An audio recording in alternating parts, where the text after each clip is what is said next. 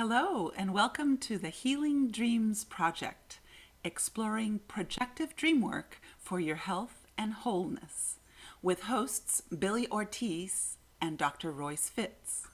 I'm the producer, Viviana, and today's special guest is an award winning dreams expert, celebrity dreams analyst, international best selling author, inspirational speaker, podcast host, workshop facilitator, dream therapist, and dream life coach, otherwise known as the Dream Doctor. Please help us welcome today's special guest, Kelly Sullivan Walden.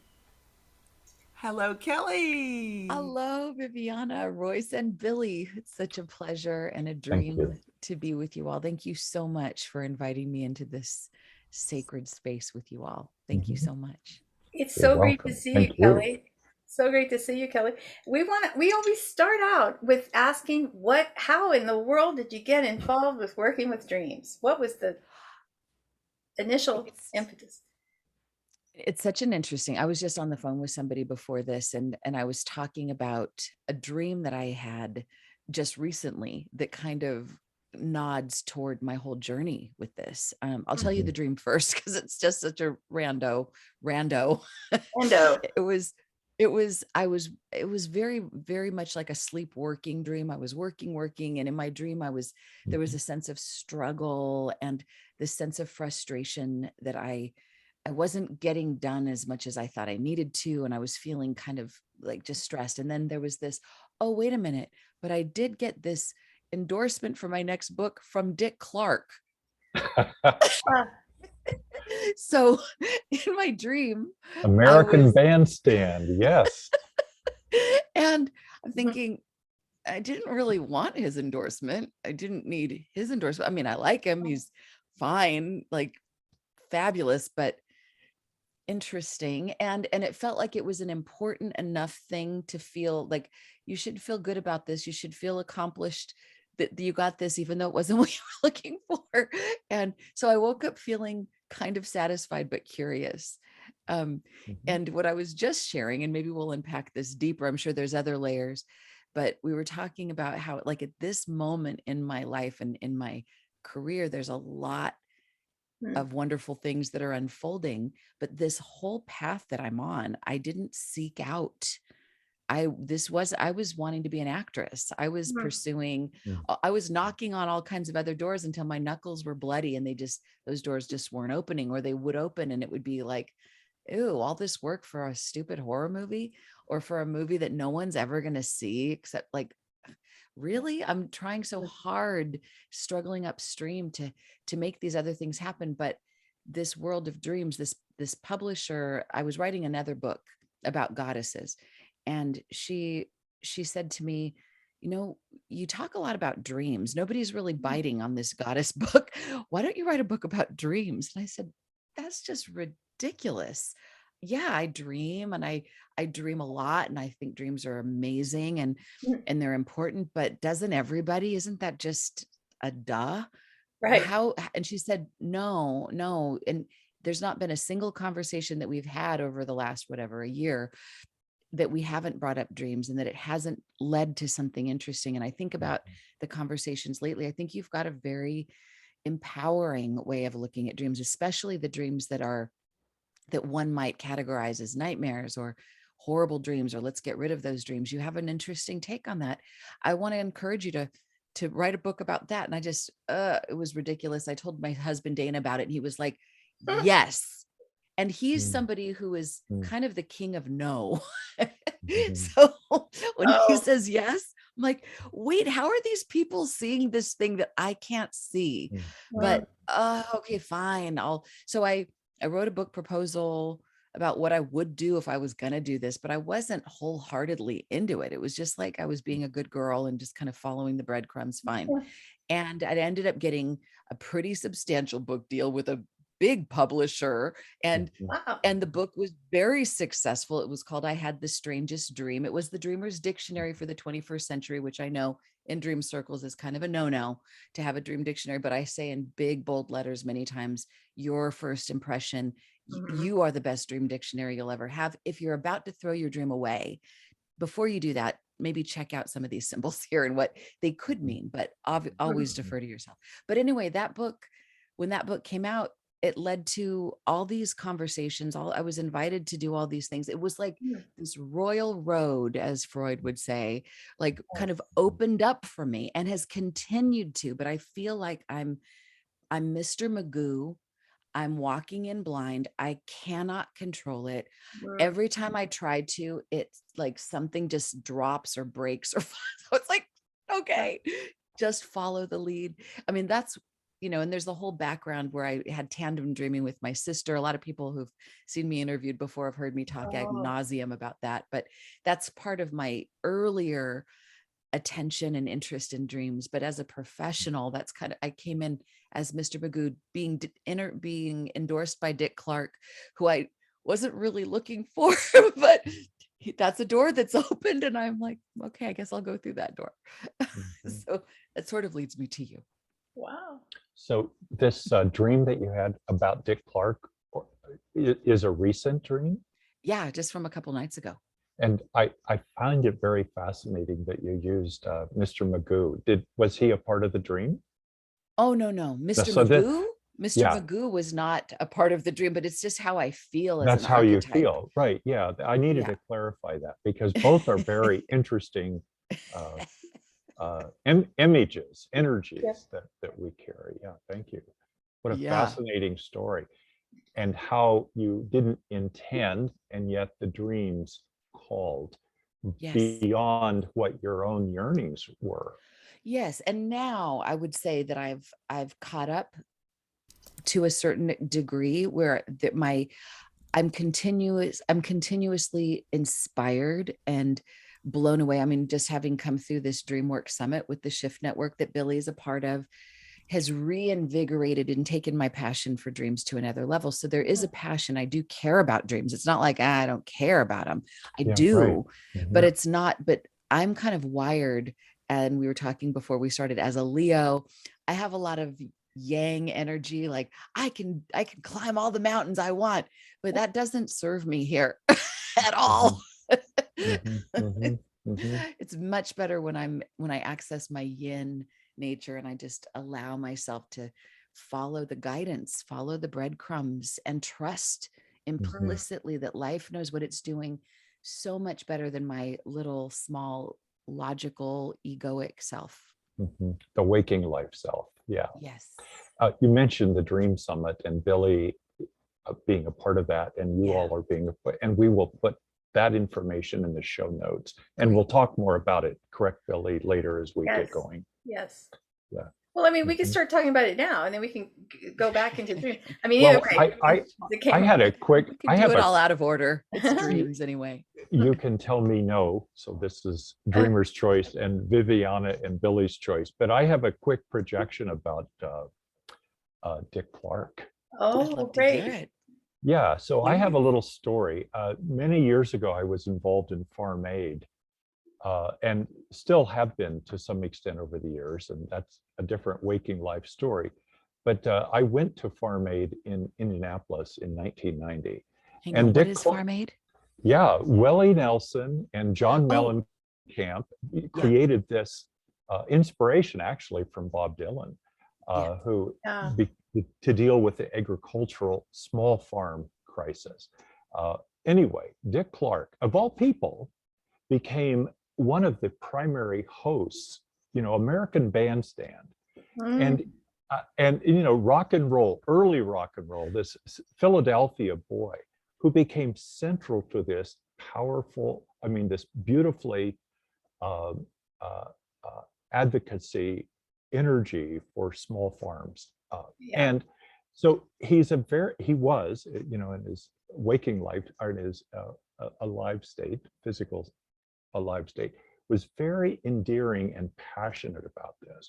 So as I listened to the dreamer's dream about having an endorsement of all places, American Bandstand, Philadelphia boy who invented a whole genre of programs endorsing my book. It's like, doesn't that hit the mainstream of my heart, of what I'm trying to express, and out of the box expression for what I believe are my passions and callings, if this were my dream. Interesting. Thank you. I love that projection. Beautiful. Mm-hmm. Well, I'll take it. and Dick Clark didn't only just do American Bandstand, he also did, the New Year's Eve, Rockin' New Year's Eve. So for me, he also comes with that symbolism of a new beginning, a new year, a new start, a new celebration. And I always remember on American Bandstand, the people that would dance, they say, "I like it. It's got a good beat. I can dance to it." I like it. And there's always the same thing. I like it. I can dance to it. Got a good beat. I'm like, haven't they come up with something new? It's very funny. So, but it's something. Yeah, I'm with Royce. There's something. He was a tremendously well-known celebrity for a long, long time, and had this. Who projected this eternal youth to a lot of people. Yes. He did not age until the very end of his life. That he started. I think he had a stroke or something and then you started seeing, oh, Dick Clark actually got old and elderly, but he used to be this young dude for so long. So there's something about that too. It's like in my dream, the version of it. Right. And Viviana, I could tell you were about to say something. Sorry, Viviana, did we just step on you? No. I don't know Dick Clark. I wouldn't be able to recognize him on the street. So I have a different angle. I, as a fellow Leo, often have dreams like this. And if it were my dream, I focus on this frustration piece and that, oh my gosh, things are just not going fast enough and I want more. Yet, it just reminds me of, yet Dick Clark is endorsing me. It reminds me of when I still see it as my worst year of my life when my relationship fell apart and I had no money and I was all this stuff, but I had my premiere in Carnegie Hall coming up. So it's this, for me, whenever these dreams come up, I use it as an opportunity. And if this had been my dream, it would be an opportunity to focus on the positive. I just read Kelly Sullivan Walden's bio and look at what I came up with. I just use these. I love these kind of dreams because it forces me and, to really see what all my treasures, all the things. And really, we don't need Dick Clark anymore. Oh, that's awesome. I had been talking, the reason I was sharing this with this person, she was talking about how there's this one guy that she likes, but there's this other guy that is showing up beautifully. And I was like, wow, it feels like my dream where there's this pursuit over here. And yet here's what's showing up. And she was saying how easy it is to say, well, that doesn't count because it's not what I wanted. And I don't really want that. But it's like, how do you make the universe? How do you make God laugh? You tell him your plans. And it's like, what if what's showing up doesn't mean you have to marry the guy just because he's the one that's showing up with the flowers. But you can still at least receive the love and receive the affirmation.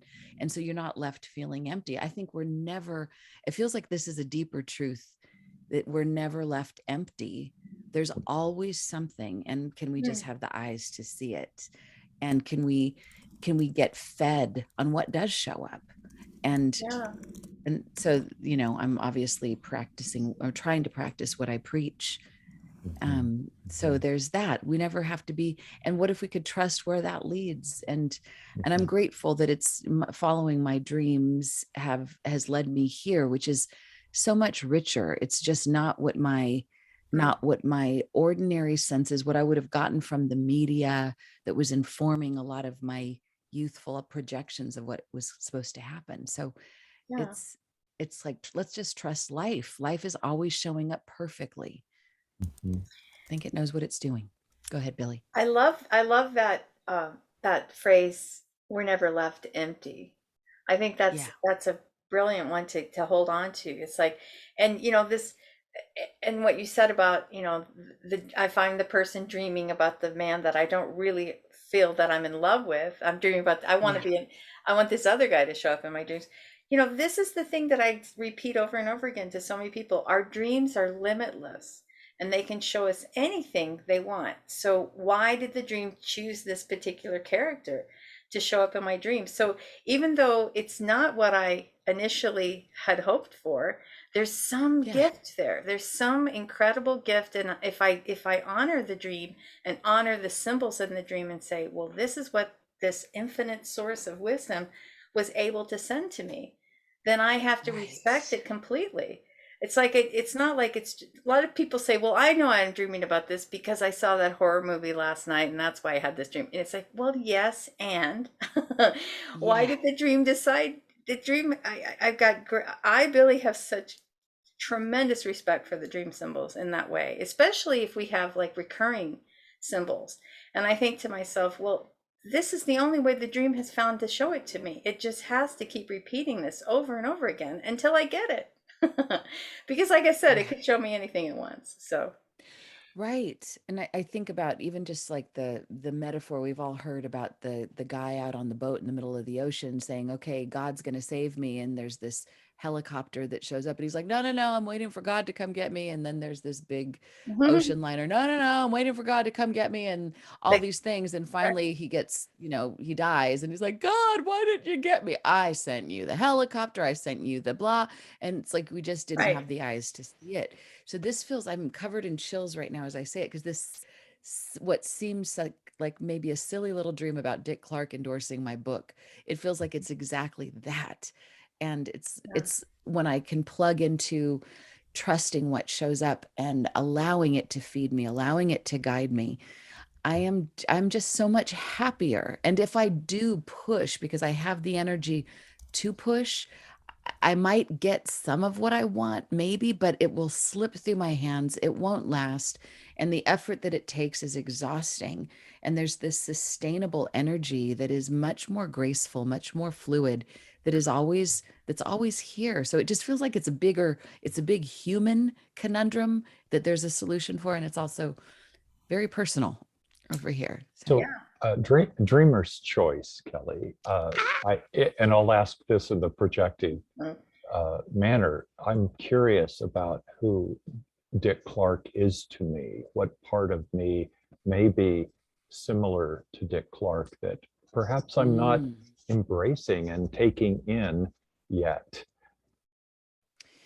So well, here's a personal thing. My husband was on Bandstand a couple of times. He Oh, was in a band back in the day called Champagne, and they had a couple of hits. One was called Try Again. One was called How About Us. That was the big hit. And Hmm. so there's been, I've seen the videos, and it's like, that's so cool. Other than that, I don't have any personal connection. I mean, I did dance. I love music. I was like I would have, I was always at nightclubs, and in fact, I'm writing a book about that time in my life when I was very, very much kind of musically and even pursuing a career in music for a minute and like dancing. So that kind of speaks to that part of me. Mhm. Um, Mhm. and I think him as an archetype, and Viviana, this is for you. He's kind of he he was just this host. And I would even say maybe even a little cheesy, like, hi, this is Dick Clark, and it's a blah, Yes. blah, blah, blah, top 40. yes, But he yeah. was credible. Like people like to get on that was kind of a coup, was like, Mhm. he kind of was like, instead of Oprah's book club, this was way before then, like having his Mhm. thumbs up was kind of like, okay, you've made it. Ooh, that's funny. Oh. Uh, but I never lusted for him. I didn't think, I mean, he was a handsome man, but he kind of looked like a car salesman, kind of Right. like, Right. with like Slick back perfect hair hair. and this Yeah. very slick, but funny Mhm. and nice and like a good guy. Never heard one Mhm. bad thing about the dude. True. Mhm. Um, and he lasted for a long, long, long time. I mean, he Decades. was like, they always said he made a deal at the crossroads with the devil because he just didn't age.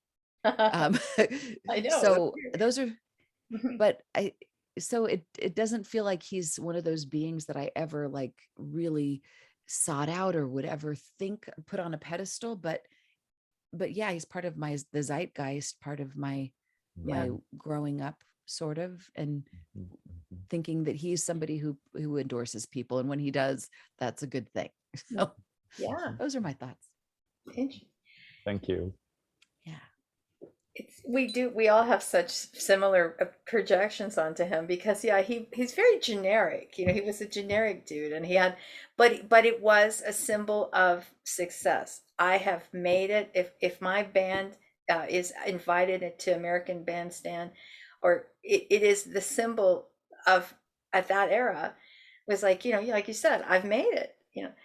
So he for me, as I think Royce brought up the word archetype. He, on my version, that Dick Clark would represent that archetype of well, and I mentioned it with the New Year's Eve thing. It's like celebration and introduction. So I would ask myself, what am I being invited to celebrate? And the whole idea of a whole new era starting, something new, like that, like in the New Year's Eve portion of his life too, when he hosted that as well. If they still call it Dick Clark's Rockin' New Year's Eve. Rockin'. They still call it, even though he's not. Oh, wow. They still, the last couple that I've seen, they've still used that title. It's not Ryan Seacrest's Rockin'. I think right. He's the host, but I've seen it. They still call it Dick Clark. So he holds this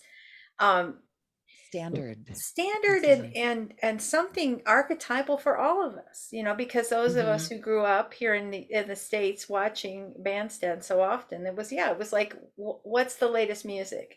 What's happening? It was the way to get the information, was to watch. And what is a bandstand? Isn't a bandstand, like, I don't really even know, what is that? Is that a place where the bands put their music? Is it like in city parks, they used to have those little bandstands there where people could come, and the little towns would have their orchestra or the band come. And so I'm sure, out it's of like Philadelphia, stage, sort of. right? It looks kind of like a gazebo, with usually with a roof and pillars around. That's usually what the old style was, the bandstand. So the funny thing about this is that it just feels like, in as much as I've had my thousands of my own remembered dreams, and I've worked with thousands of dreamers and dreams, I still could have been tempted to just kind of go, right, like toss this dream aside. And it's just reinforcing one more time, for the millionth time, there's no such thing as a throwaway dream. And they're packed with wisdom and insight, and it just makes me happy. It makes me feel like I'm on track, and it makes me, I could even cry, because there's this, I've said before, like I sometimes have anorexia of the doing variety. Like I do a lot, but it feels like I don't do anything, or like, just like an anorexic would think they're fat, even though they're bone skinny. So I have a little bit of a dysmorphia around myself, and this, so and this feels like it's a medicine drop right into that spot that can be distorted up till now. Wow. Thank you for sharing that. This male energy that we are calling Dick Clark today. Yeah, it's a very male name as well. Let's not talk about that elephant in the middle of the room. Thank you. Absolutely. That's where authenticity takes us, is we have to look at all levels of this archetype. And oops, are we going there? Okay, let's go. Suddenly my face is even more red. Me too. This is that I shouldn't blush, but I do. I still do. It's like on YouTube when we post the videos. Is this made for kids? No. No. Hell to the no. No. It's funny. So what else were you saying? Well, I had something profound to say, but now I forgot because of this other. So this is even more important. This is wonderful. Please say it, Royce. I want to hear. Well, now I can't say his name without saying his name. But this male energy that we know as Dick Clark, he's the perfect projection in my dream, because I don't really know him. I don't know the details of his life. He and I didn't go out and have a beer together. We didn't even sing together on stage, whatever. However, he becomes a projection, a screen for me to project a lot of my images of what I imagine Dick Clark to hold. And those are a part of me. And this piece that I saw of him in the Farm Aid movement back in 1990, when I was there, and I was just a few feet away from him as he was interviewing farmers. It's like, it's not congruent. And this was, in my projection, an authentic part of his passion for life. So we had the image, and we had this other part that was confusing and yet very real, that to me felt more heart-centered. So that's where I'm bringing all of this together, the heart-centered piece that surprises me. And this is my male energy that sometimes doesn't get viewed as heart-centered. It's more in the phallic world of, let's just go and be aggressive. It's like, whoa, let's back this up. Yeah. That's as far as I'm going to go with Mr. Clark. Yeah, Mr. Clark. Richard Clark.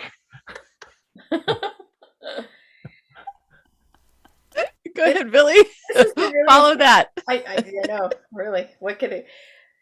This is a really important point that Royce brings up about the perfect projection, and that's how my theory is that that's why we so often dream about famous people, is because we don't really know them. And so it's really easy to put all types of projections onto any celebrity. It's like, because all we see is what they present to the world and their public persona. And I don't really know them, but they're human nonetheless. So for me, there's underneath all that, there's some hint about fame. And how much fame am I willing, how much of myself am I willing to sacrifice to the public to be a public figure? Because Dick Clark, he couldn't go have a cheeseburger in a diner anywhere, because people would have said, Dick Clark, and they would have run over and asked him 1,000 questions. And I remember Elvis Presley talking about that in one of his interviews. He said, I would give everything I have right now if there was just some way I could walk into a restaurant anywhere and just order a cheeseburger. But he couldn't, because he was just sworn. He was such an iconic figure. And I have a feeling that in my version of this dream too, there's this part about Dick Clark being so noticeable, so across many ages, adults and kids knew who he was. So in my dream, that there's a piece in there about that too, about how much of me as Kelly wants to allow myself to be a public figure. This is all, I feel like the magic of doing this with you all. I didn't expect this at all. It's so, it feels like it just keeps getting deeper and deeper and juicier and juicier. And I so appreciate it. And I'm like, I should have worn waterproof mascara. But the masculine part, I feel like is kind of really important to recognize. And the fact that he's not like a John Wayne type. He's not macho, but he's like the masculine, kind of the perfect presentation of sort of positive masculine energy. I wouldn't say sacred masculine, but kind and benevolent and trustworthy, and fun at the same time. And I feel like it's kind of like, and he's older, wiser, and and it's like to have my inner Dick Clark, my inner masculine that is driven, and to get to, it's like to have this part of me calm down. It's almost like it's saying, honey, you're enough. And that feels like, that's the button. That's the big button. And to have it come from him, not a female figure, because a female figure, I might be like, it's kind of like I put this in my memoir that I'm working on.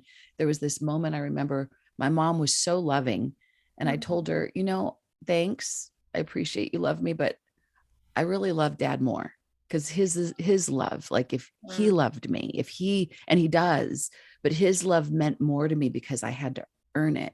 And I felt like, so if it was a woman that showed up in the dream that was an authority figure, I would appreciate it, but it might not mean as much, even though of course now I so appreciate my mom. I appreciate them both, but there's something about that masculine energy that isn't unconditional. It comes based on merit.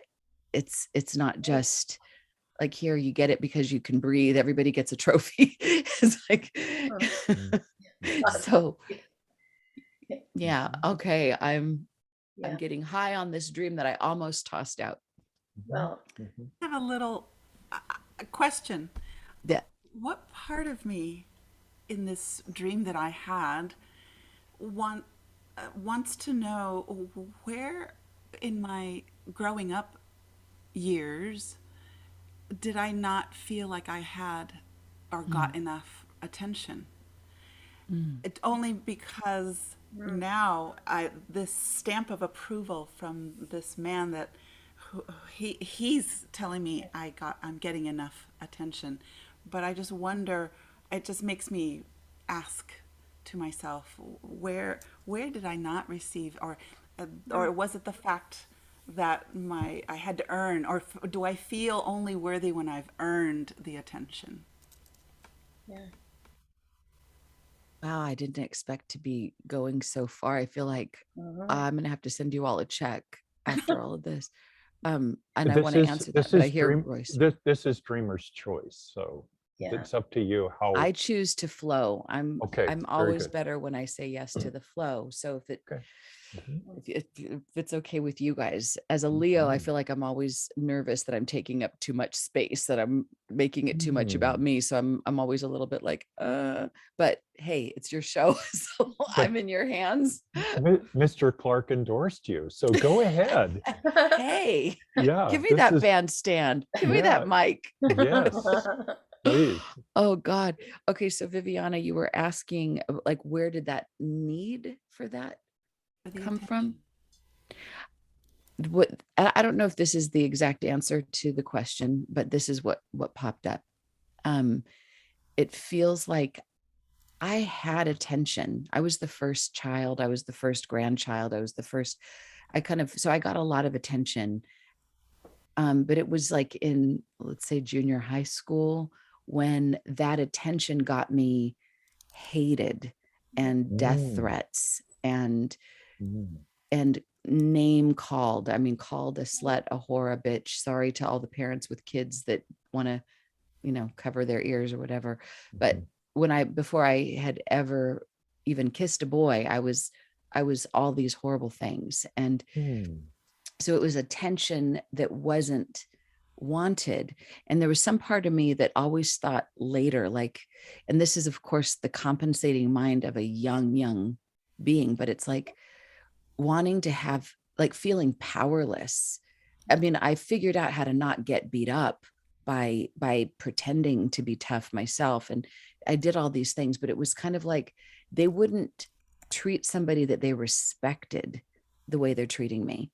So if I could become successful, if I could become somebody respect-worthy, then they would have to not be so cruel. I wouldn't get, it's almost like my safety got conflated with power and success, and that would make me unhurtable, which of course is ridiculous because, there's the whole thing. If you get successful, like the more out there you are, the more of a target you become. So I didn't quite think that through, but but I can feel the pain under there. Like if I don't get this, then I'm a target. I can be hurt. I can be hurt worse if I don't have this power. Like the person with the bigger microphone is the one that you can't hurt as bad. Oh, So wow. there you go. Thank you so much for sharing all that. I think it means so much to all of us who are in the public view. And Viviana is certainly a public figure, and I, Billie, am becoming more of a public figure. And it's like, there's this part of us that wants to be enough. And that's, maybe I'll reference this as another podcast that we did just recently with my good friend Patty Ashley, whom I know you know. And that's a lot of what. Hey, Patty, shout out to Patty Ashley. Yeah. Letters to Freedom. I know it's coming out on audiobook. And Patty talks about not enoughness and how our shame and see, my voice trembles thinking about it, because there's that, the minute I think of it, I think of all those stories as well. When am I going to be enough? When am I going to be accepted as enough? When am I going to be seen for who I truly am? And so that I invite everybody that's listening or watching to refer to that podcast as well, because it has a lot of what I hear you speaking about, with this. At the time in junior high is when we're seeing, I'm junior high too. Now they call it middle school. So, whatever. Whatever it is. But for me, it's usually awful, whatever it is. Right, exactly. Yeah. Usually it's that preteen moving into teen stage that we just like, it's just, who am I? My body's changing. I'm my sexual orientation is coming to the surface.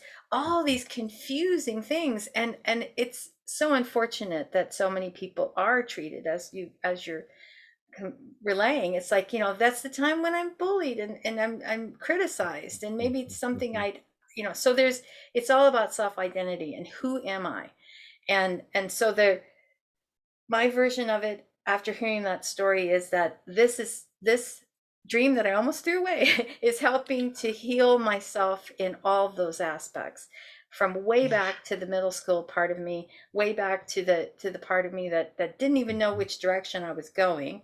And I ended up writing this amazing book when I had already written this. I was going a whole different direction before. So there's this part of me that's realizing that and this is, and I will quote Jeremy here. He often would say, every dream is an attempt at an autobiography. So every time we have a dream, we've got to see all those layers of every aspect of our life going all the way back. So every dream's an attempt at an autobiography. And I get that feeling from this dream as well. Oh, that is so good. And that is so true. Yeah. If we take a deep enough dive, it unravels everything. And we could probably even take it into autobiography of a past life and beyond. I mean, the whole cosmos could be opened up through this one dream. It hits on such collective, all of us can relate. Well, that's what dreams are about, no? Yes. Yeah. It's kind of why I keep coming back to dreams. It's like ordinary conversation might open up some juicy things, but dreams always do.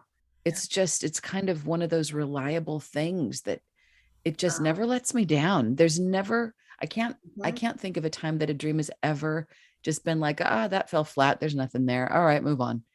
Never. Even if the dream is about a dust mote, it's like, let's explore that. And what does that mean? And I hear you, sister. I hear you, because I do the same thing. I just quoted that the other day. I said, they never let me down. I'm never disappointed with the dream work.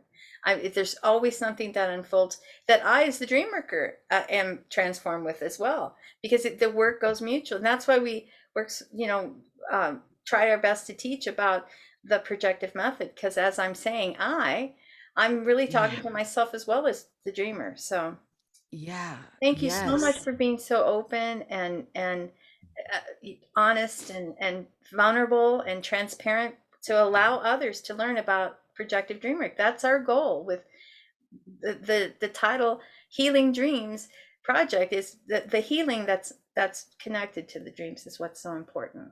So we put healing Yeah. first. And it's almost like it doesn't even have to go there because the projective part of it does make it healing. It's like, yeah, this is going to be healing no matter what. But I do feel like there's like a ton, like a healing elixir is just like I'm under a waterfall of it.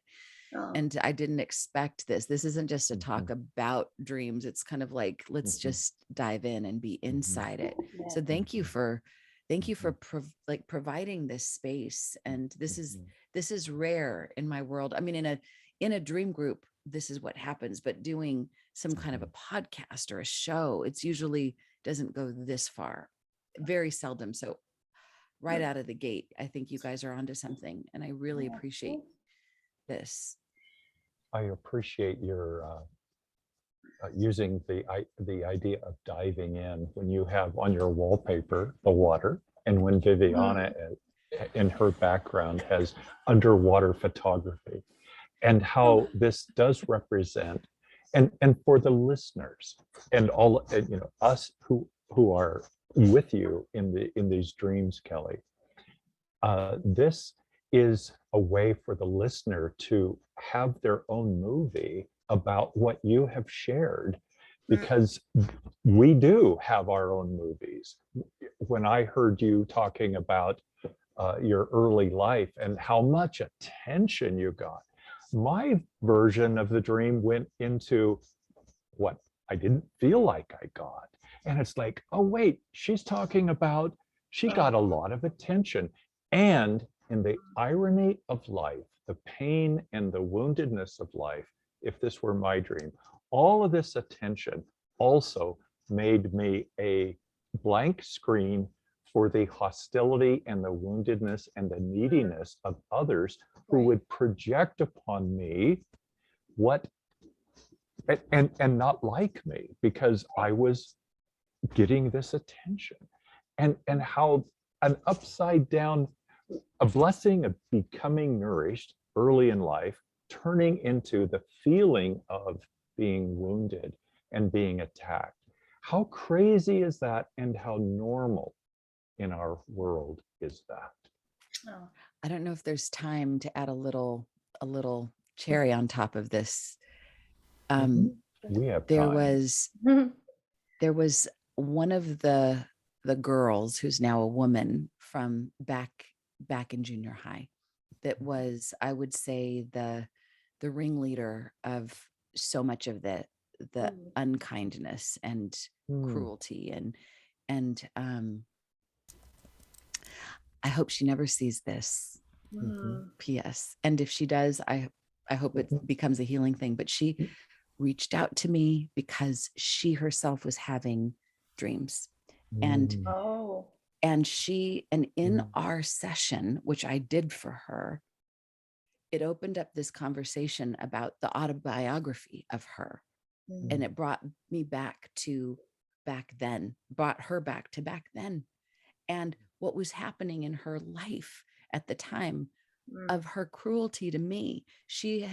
There was cruelty being heaped on her, and I was the scapegoat. And it was such a phenomenon to me, because it was like, how often do we get to actually talk later to somebody who had been cruel to us? Normally, like, we move on and that's just it. We never hear from them. But and we know, I mean, I know from therapy, from imagining what she would say to me now. I mean, I would say all these things, but to actually hear her actually say those things to me in this, and that came because of dreams. Dreams opened up this intimacy and this incredible vulnerability of the pain and the wounds and where they came from, that in some way, as I sit here today, I have to sort of rewrite my whole autobiography from being this just kind of a victim to others' cruelty, to seeing that I was just projected on, and they themselves were the victims. And I would project even beyond that, that anyone who was ever cruel to anyone was dealing with something just like this, copy and paste it across the board. Right. And it's just rare that we actually get to in real time with our physical ears, not our imagination, but we get to hear those words. And she didn't say that she was sorry, but I got to hear where it came from. And it was, what a gift. Like, what a tremendous gift. So as I speak, I'm rewriting things. Like, it feels different to me. So wow, what a gift. And I think Royce said that in one of our sessions just recently, the oppressed often become the oppressors. So it's we have to realize that this is it's being stirred from somewhere. So to have that compassion for that person whom I remember as my bully, by the one who relentlessly persecuted me, to have the compassion through the dream work to realize their life was torture, and that things were not going well for them as well. So to have that awareness and to open to that compassion and understanding is quite another reason why I, Billie, have dedicated so much of my life to dream work. Yeah. And it doesn't condone that poor behavior. It doesn't, but it, at least for me to have some understanding, I feel like, but for the grace of God, there go I, and we could, and I feel like I could even take it much more global and even look at the big persecutors, the big, like, we're in a war right now with the big, the ultimate archetype of that. And it doesn't take the responsibility away for what he does, but I think those little drops of compassion go somewhere.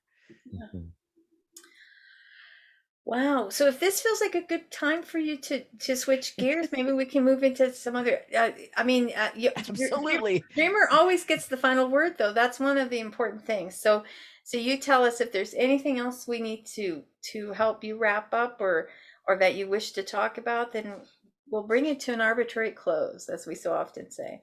Oh, that's beautiful, Billie. I think I'm just flooded with grace, and I just feel like I'm swimming, I'm deep diving with so much gratitude and deep appreciation for the three of you, Royce, Billie, Viviana, and Jeremy Taylor, and the shoulders of all of those who you stand on. I just feel like I'm like more will be revealed, but this was 1,000 times more than I had already thought that I had uncovered the gold, but it's like, oh wait, it leads to way more gold. So I just feel so blessed, and I feel like dreams led me here. And I just am grateful. I feel like the universe truly knows what it's doing. It just gives me more permission to flow and to trust. And even when the shitty things happen, it's like there's something in that as well. And like, it's just an opportunity to go deeper and deeper and deeper. So beautiful. That's what I got. Thank you. Excellent. Thank you. Well, why don't you tell us about the Shift Network Dreamwork Summit and what your work is around that, and more about whom you have interviewed, and anything else you want to share. Ooh. Oh my goodness. Gosh, there's so much to say. So for anyone who isn't familiar with the Shift Network, they are an amazing organization that really puts together top-notch programs. And I just feel so grateful to be kind of working with them. There's such a, like, the behind the scenes of working with the Shift Network is a trip. It's kind of like a Broadway show compared to regional theater. It's like, oh, you actually rehearse things. Oh, there's an actual script. Oh, there's like 1,000 layers. Oh. So it's just a beautiful organization, and everyone that works there, from every single being, is amazing. So to get to do this Dreamwork Summit, there's 3 hosts, me, Teresa Chung, and Athena Laz. One's from England, one's from South Africa, and then there's me from here, from Los Angeles, California. And we interviewed 40 dream experts from around the world, some indigenous, just such a variety, some scientists, some lucid dreaming experts, some that are one of the guys that I interviewed let me see if I can pronounce his name right. Hihakapa Mata. He's a Native American who talked about dream catchers. And who doesn't? All of us have dream catchers. It's like, oh, those are cute. Put it on a keychain. It was like, what? I had no idea the mythology and the importance and the power of the symbolism of a dream catcher. I mean, he was talking about how, I mean, it's kind of like the ultimate symbol of life, not just catching dreams, healing dreams, letting go of the nightmares, but so much richness. And I'll say this, just from I interviewed Robert Wagner, which Billie, you know who he is, and you probably, Viviana and Royce, you probably have heard of him. He's a really very well respected lucid dreaming expert who's written several books on the subject. And I've been around him, I've interviewed him before, but in this conversation, I got lucid dreaming for the first time in my life. And I have been lucid dreaming nonstop since. I've had almost a lucid dream each night since that conversation. There was something that got transmitted that I was like, oh, like I can tie my shoes. Oh, we can all tie our shoes. Oh, that's how you do it. Oh, nobody had ever exactly showed me. And yet they had, but so that was profound for me. And I just was like, no, I'm just not a lucid dreamer. It's not my gig. I don't want to even try, but what? We can all do this. I can do it. And all these years, I've never even tried, really. So Robert Moss, as many of you know, oh my Lord, that conversation, I've had many with him, but this one was just off the charts with insight. He's just such a wonderful storyteller and wonderful dreamer. And there's the synchronicity that happened with that conversation. It's just so much. And then, of course, my conversation with Billie Ortiz, let me tell you, that was so profound, so deep, so clear, and such wonderful wisdom. And Gail Delaney, who we know. She's one of the first founders of the ISD. Yeah. She sure is. Yeah. And it's just, there's so many. And I only know the 15 or like 18 that I interviewed, but in talking to the other hosts, we're all like this, oh, how are you doing after these interviews? We're different people. So what's so great is that it's offered for free. It's a free, it's a free program if you listen to it live, and people can buy it and own it to re-listen as they'll want to do, I'm sure. But it's such a wonderful and generous model that it's for free, and it's at the Shift Network. And I have a banner on my website if people want to click on it. My website is kellysullivanwalden.com, or I had the strangest dream.com, if that's easier to spell. I had the strangest dream. And there's a big banner for the Shift Network Dreamwork Summit. So you could just click there and go right there. Otherwise, you can just Google Dreamwork Summit Shift Network. Right. And it happens April 18th through the 22nd, correct? Those are the dates. Thank you, Billie. Yeah. Thank you. Yes. Important to know when it's happening. So that's why we're like, yeah, that thing she was talking about. That thing, it's out there. Yeah, it's coming up. It's coming up. So that's why we're going to try and we release our podcasts every Wednesday. So we're going to move you up in the queue, and we're going to put your podcast on this next coming Wednesday, so that it's prior to the next to when the summit starts. I think it's because it's very important for people to know about this, because as you mentioned, there's just such an incredible amount of experts that they've gathered together for this. And it's so many different styles of dreaming. It's spiritual dreaming, it's lucid dreaming, it's ancestral, projective dreaming, ancestral. Yes, everything about how we heal through our dreams is really profound in that way too. So I think it's great for people who, I would say it really meets all levels. Like if people are brand new in this world, what a wonderful introduction for people that are kind of in the middle. And then people who have been doing this professionally for decades, like Billie and myself and Viviana and Royce. It's like, I learned so much.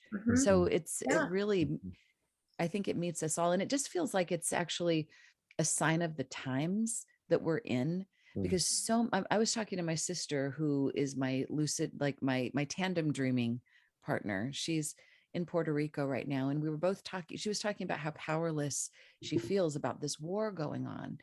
She's like, what can I do? What can I do? And I said, well, besides donating here and there, which, and by the way, I have somebody who's got boots on the ground helping refugees in Ukraine, in Moldova. So if people want a reliable place to donate to make a difference too, there's a banner on my website for that as well. And I had the strangeststream.com. Wonderful. But I said, well, we can pray. Let's pray. And she's like, yeah. I'm like, well, let's dream. Let's intend to dream. Yes. Let's use this big crisis to turn up the dial of our psychic abilities, of our intuitive abilities, of our healing abilities. And we can do this with our dreams. It's one of the best ways we can incubate a dream before we go to sleep to say, I would like to assist in the healing of this big wound that's being played out in this war. How can I do that? Let my dreams show me. And how do we know that these dreams that we have with that kind of intention, they aren't helping everyone? As one is lifted, all are lifted. I just heard about a book that a guy wrote in a gulag that was, and it ended up bringing down the previous Soviet Union. It's like the work that we do deeply personally that we don't think maybe anybody's ever going to know about or ever hear about or ever be, talked about on American Bandstand or anything. It's like, how do we know these things don't ripple out and touch everyone everywhere? Well, I want to underline that. That is what this is all about, is that we have a molecular influence on all of this. And, sometimes poetically, we call it the butterfly effect. How we change ourselves and how we put ourselves in the world has a molecular effect. Now, we would love to be the hero and go in and stop the war. Okay, that would be amazing. However, synchronicities are like raindrops, I often say. They happen all the time, and dreams happen all the time. We remember or notice a few. And yet these change us, especially the more attention we give to this, put our energy there, put our attention there, put our work there, whether it's a small donation or to commit to a week of dreaming at night to say, I want to contribute to healing in this. Yeah. That sounds like a good place for Royce. How can people get in touch with you? Oh, well, thank you. I'm Royce Fitts, Fitts. You can find me at roycefitts.com. I am a spiritual counselor and dream worker. I've spent many, many years as a clinical psychotherapist and also a spiritual counselor along those ways.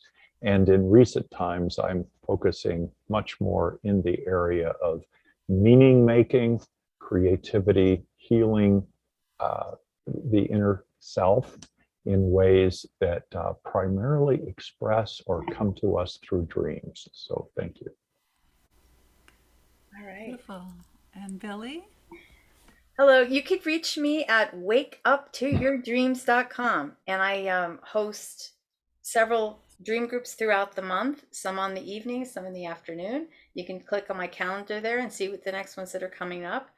I also help train people how to do dream work. That's another session of training is coming up soon. And I am going to be part of the Shift Network, and my interview is going to broadcast, I guess, on the 21st of April. And as Kelly said, check it out. It's an amazing, it's a global event. I think that's one of the things that we need to emphasize too, because it's not just, people here in the United States. It's really, truly a global event. So so if you want to be part of a global event, those who want to learn about Dreamwork, we highly recommend it. Yeah. Viviana, what about you? I'm Viviana, can be reached at viviana.org, viviana.org. I'm a musician, astrologer, dreamer, and the producer of this show. So I also would like to encourage everyone, if you've enjoyed this conversation, please do hit the subscribe button, share widely and with all your networks. We also do have a dream hotline. If you want to share a dream of your own, I'm going to dictate the phone number twice. So get your pen. This is 720-573-1995. Again, 9195. No, it's okay, 91. I will repeat. 720-573-9195. Correct. Send us your dreams. We are anxious to hear from you. This has been the Healing Dreams Project with our very special, wonderfully generous guest today, Kelly Sullivan Walden. Thank you so much for being with us today and gracing us with your presence. Thank you so much, Kelly. So much. This was so dreamy and so deep and juicy. What a wonderful deep dive. And I never want to dry off. I hope I never do. Thank you so much, you guys. So much success to your podcast. I think Dick Clark would definitely endorse this. Thank you. He just did. He just did. That's great. Till next time.